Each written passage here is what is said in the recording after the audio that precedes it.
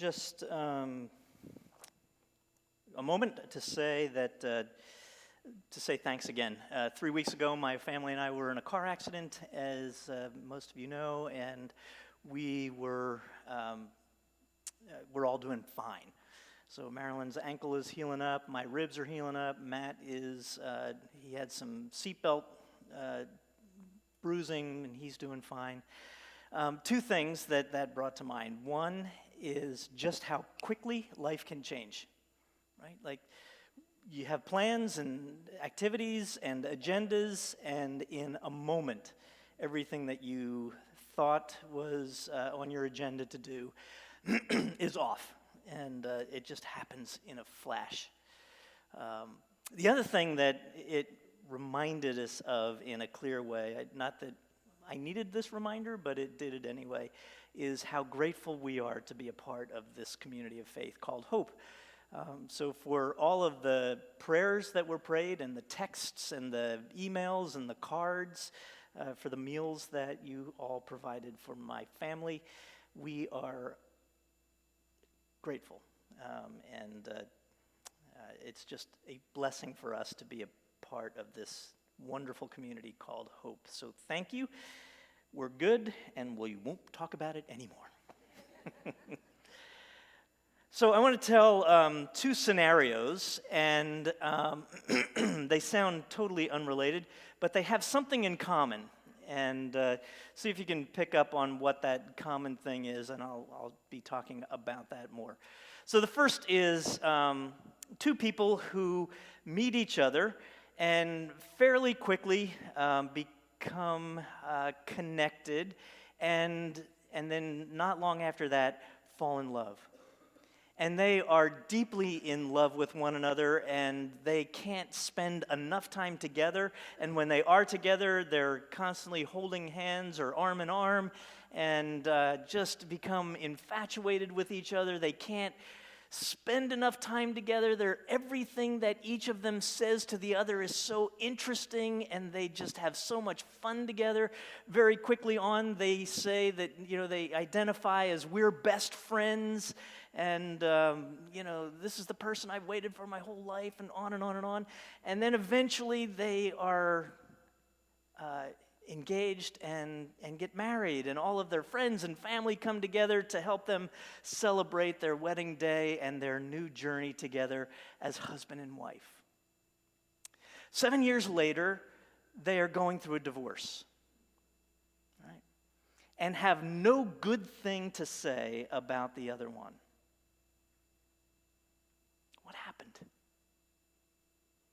Second scenario. A ministry that has had a national reputation for 100 years, viewed by Christian men and women around the country as a creative, dynamic, passionate center of Christian faith. People from around the country go there to learn and to experience what this ministry is about. They go there to be renewed and refreshed and encouraged and inspired, and for 100 years the ministry flourishes. But then over the last 40 years, it's been in decline. Really kind of slow but steady decline for 20 of those years, and then for the last 20 years, the bottom has dropped out, and it is barely hanging on. They're barely surviving. If you could, go behind the scenes and see the leadership of that ministry, what you would see is deep divisions. What you would see is warring factions. People who have self-interest and personal agendas, hidden agendas. You'd see a ministry of silos where leaders are interested in one aspect of the ministry, but not the ministry as a whole. And now that ministry that was once a flagship of Christianity is a barely surviving organization. The thing that those two stories share in common is what I would describe as a corrupt culture. A corrupt culture. A culture is the way that any organization works day to day. That's what a culture is. The way an organization, whether that organization is two people, a couple, or it's a multinational billion-dollar company.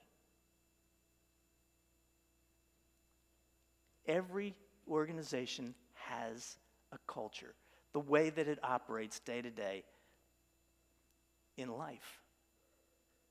You know, often we talk about, when it comes to organizations, we talk about their vision. What's their vision? And then beyond vision, and vision is about where we're going. That's what a vision is. This is where we're going. Strategies are about how we're going to get there. The tools in order to help us realize our vision. Culture is who we are day to day. I remember a couple of years ago at one of this church's lead team meetings, one of the people around that table said, culture eats vision and strategies for lunch. Culture eats vision and strategies for lunch. What he meant was that you may have a great vision. You may have a very compelling, high-energy kind of vision. You may have great tools, great strategies for how you want that vision to come into reality. But if the culture is corrupt, it doesn't matter. You will never achieve a good result from a bad culture. You'll never receive a good result from a bad culture. Cultures are developed in one of two ways. Cultures are either developed by default or by design. A culture that develops by default, it means that no one in that organization, particularly the leadership, are paying attention to the culture. And things are just happening as they go, naturally and so forth. And so a process, a way of being, a way of behaving just develops over time, not because there's anybody who's doing that intentionally. It just develops. Oftentimes, most times I would say, a culture developed by default is not typically a healthy culture. It's not a healthy culture. It's just whoever has the loudest voice, whoever has the most authority, whoever may be the biggest bully, perhaps, gets their way. And whether or not it works for everybody else or not, it becomes the prevailing way that things get done. It's the culture. Some of you work in companies with a corrupt culture. You might call it a toxic environment. And the reason that you can't stand to go to work is because of the culture of that place. The way that it operates, the way that people behave and talk to each other and deal with each other, it just is so demoralizing that you don't even want to be there. A culture that's developed by design has intentionality about it. That people within that organization, and usually people in leadership, are saying there are certain standards that we're all going to abide by in the ways that we act with each other, towards each other, within this community. And these are the things that we're all going to adhere to. And if somebody steps outside of that, we're going to throw a penalty flag, right? We're going to let you know that's not the way that we act. That's not the way we behave. That's not the way we talk to each other for these reasons, right? It's a culture by design. It's intentional. I remember, Marilyn actually tells this story often. It makes me sound really good. So this is a rarity. Right? There are 1,000 stories we could tell where I got it wrong. This one particular one, I apparently got it right. We were married for less than a year. We were in our apartment, and we were having dinner, and Marilyn said, "Hey, give me the salt." And I looked at her and I said, "That's not how we ask." And she, "What?" I said, "Just because we're married doesn't mean that we can now talk to each other, in ways that aren't as respectful, So let's maintain in our relationship things like please and thank you." I got that right. It is establishing a culture, a way that we're going to treat each other. It said, and I wasn't thinking culture and all of that kind of stuff. It was just, this is the way I want us to talk to each other, right? And so couples create this kind of culture within their marriage. And it's a process, and it's a negotiation and so forth, but it's so important. It's culture by design. The Apostle Paul understood the importance of culture. In fact, he thought it was so important for this fledgling new organization called the Gathering, the church, that in most, if not every letter he wrote, he addressed issues of culture within the church. He said, this is what the body of Christ should be like. So by way of example, we're in this two-part series that we're calling Together, where we're looking at, community life together. And actually next week, we will literally be together. Our Mount Laurel friends, brothers and sisters, will be with us, so we'll literally be together. So in Paul's letter that he wrote to the church in a city called Colossae, in a book that is in the Bible that we call Colossians, Paul was writing about culture. And so I want to read a few verses 12 through 15, and listen for the cultural implications of this. And I want to circle back around and talk about that. So, Colossians 3:12 through 15, this is what it says. "Since God chose you to be the holy people he loves, you must clothe yourselves with tender-hearted mercy, kindness, humility, gentleness, and patience. Make allowances for each other's faults and forgive anyone who offends you. Remember, the Lord forgave you, so you must forgive others. Above all, clothe yourselves with love, which binds us all together in perfect harmony. And let the peace that comes from Christ rule in your hearts, for as members of one body, you are called to live in peace and always be thankful." Now, there's a whole lot going on here, but I think that there's three things about the culture of the church that Paul is raising. He says that the culture of the church should have these three things. One, it should be a place where people make allowances for each other's faults. It should be a place of forgiveness, and it should be a place of peace. All right? These three things should be prevailing in the church. So let's take a look at these three things. The first one, he says, is to make allowances for one another's faults. Other translations use the word forbearance or forbear. I kind of like that. So it's forbear, forgive, and peace. The word forbearance or bearing with one another's faults, the word in the Greek literally is to hold up or to endure. To hold up or to endure. In essence, Paul is saying, put up with the craziness of the people you're in church with. Right? Because you're nuts, right?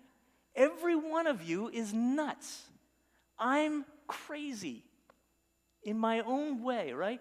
There's stuff that I think, that I say, that I do, that you would look at and go, what? Just like I would do with you. One of my favorite book titles, forget about the book itself, but one of my favorite book titles is Everybody is Normal Until You Get to Know Them. Right? Everybody's normal till you get to know them. We are all different, right? We come from different backgrounds, different histories, different experiences, different personalities. We're all different, male and female, and cultural differences. We bring all of that kind of defines us, and it makes us different than everybody else. That's the beauty and the brilliance. It's also what makes it difficult to be in community. And so if we're going to be the community of faith together, we have to forbear. We have to not tear each other down, but hold each other up. We have to endure those things about other people that we just go like, that's just weird, but okay. All right? I accept you as you are. You show me a couple that have been married for a long time, and I will show you people who understand forbearance, right? So let me share an example from my own marriage, right? Because my wife is crazy. She's, here's an example. I don't know if she stayed. She left, I think, first. Oh, no, she's here. So I'm on very thin ice. Watch me dance. All right. For the first 20-some years, if we were in the car, for the most part, I was driving. I have this vision issue now. I can't drive, so she does the driving. But for 20-some years, I would drive. We would get into the car, and as we were pulling out of the driveway, inevitably, she would ask, "Do you know where you're going?" Yes, I know where I'm going. Now, what I meant by I know where I'm going is I know the place where we're going. I know why we're going there. I know what I want to accomplish while I'm there. I know where I'm going. What she was asking was, do you know the address? No, I did not know the address. Right? But I had gone through my whole life up to that point, getting into cars and going to places I didn't know the address and figuring it out along the way. Right? Who's this crazy person who's asking me, do I know where I'm going? Like, ugh. My wife, when we're going somewhere, wants to know exactly where we're going. She wants to know the address, and before we go, she wants to know the route. And she generally wants to know 2 or 3 other routes just in case the one route doesn't work out. That's what she means by, do you know where you're going? Right? She's crazy. And she's thinking, this guy is nuts. Like, how are we in a car not knowing where we're going? All right? Any couples resonating with this at all? All right. I hear lots of, oh yeah. What we have since learned over time is with this forbearance thing of, that's just the way he is, that's just the way she is. We've actually learned in some situations, those things that are different about us, when brought together, actually become strengths. It takes a while to figure that out. We still get annoyed with each other, but it's actually a strength. The fact that we are different from each other, that we have different perspectives and different ways of doing things, is actually a strength. We don't all have to be the same. Act and talk and think the same. That's not how God created us. So when we forbear, we can encourage each other, hold each other up, hang in there, endure with each other, and we will have a good culture. The second part of that then is forgive. Paul says we are to be a culture where forgiveness is normative.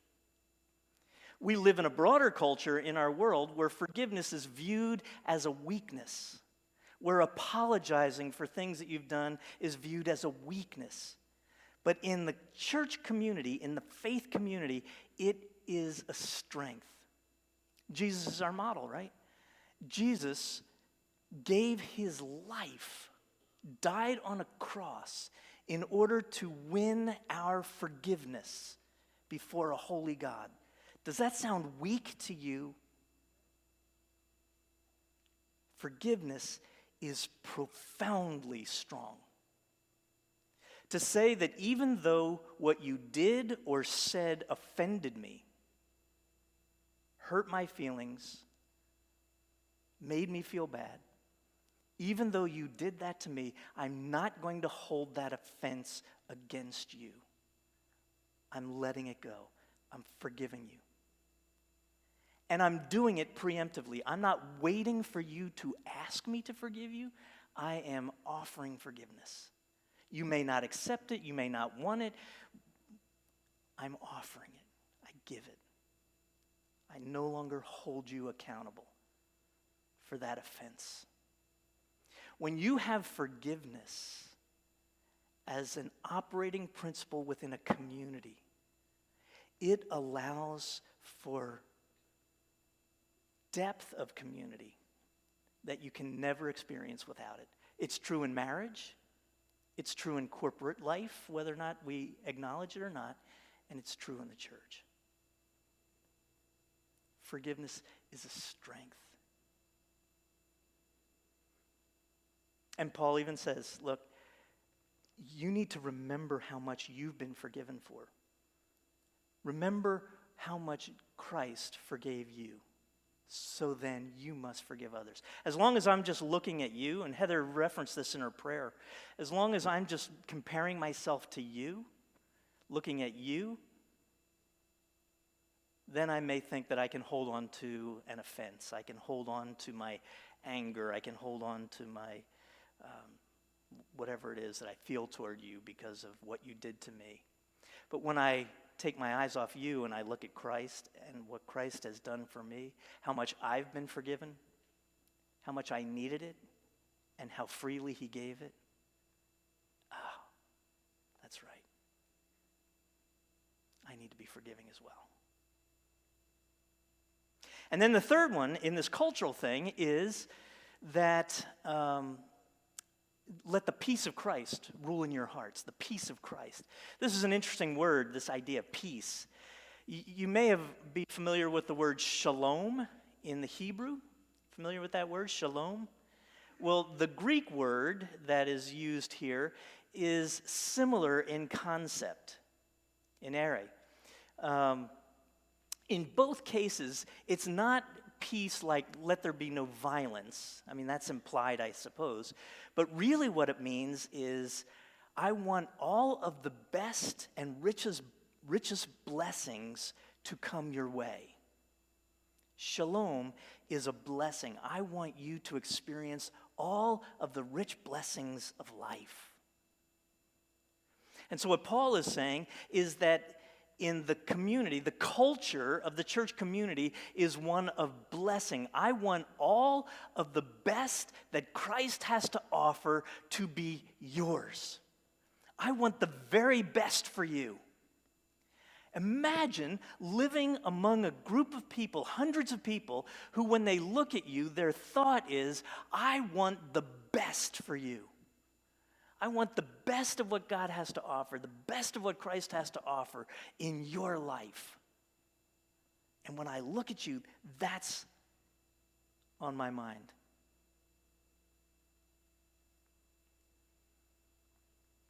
That's good stuff, right?